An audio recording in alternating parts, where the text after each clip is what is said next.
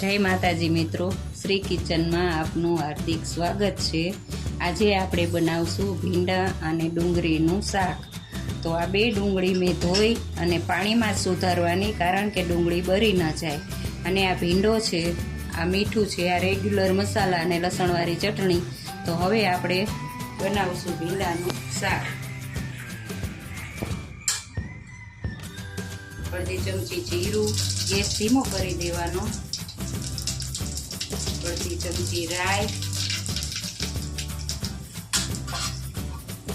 અડધી ચમચી હિંગ,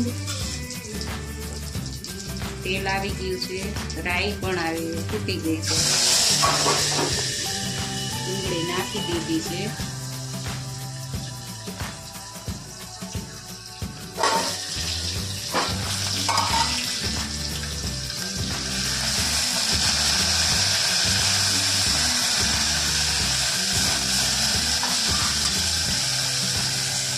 અડધી ચમચી હળદર,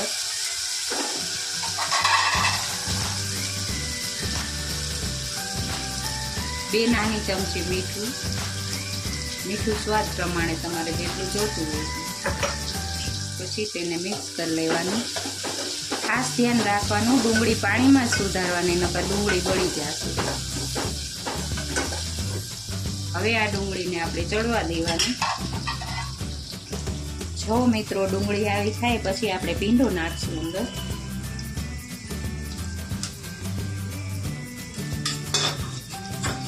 હવે એને સારી રીતે મિક્સ કરી લેવાનું। અત્યારે અંદર કાંઈ નથી નાખવાનું, ખાલી આ તેલ, મરચાં, હળદરમાં જ છોડવાનું। તેલ, મીઠું ને હળદર એમાં જ છોડવાનું છે, જ્યાં સુધી એની લાર ન બળી જાય ત્યાં લગી। તેલ થોડુંક વધારે પ્રમાણમાં નાખવાનું, એટલે ચીકાશ જલ્દી બળી જશે। જો હવે આપણું આ તેલ છૂટું પડ્યું છે।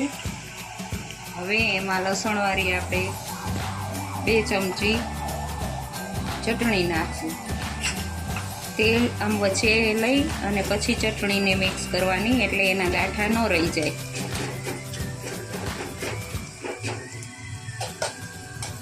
પછી બધો ભીંડો મિક્સ કરવાનો, ત્યાં સુધી વચ્ચે ચટણીને આમ તેલમાં સોતળી લેવાની।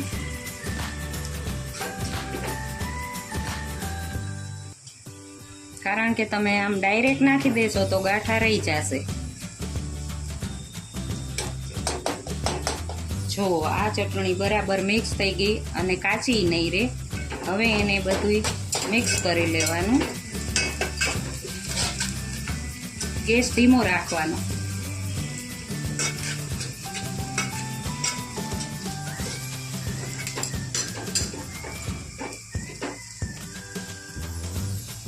પછી એમાં થોડું અડધી ચમચી ધાણા જીરું નાખવાનું। પાછું મિક્સ કરી લેવાનું।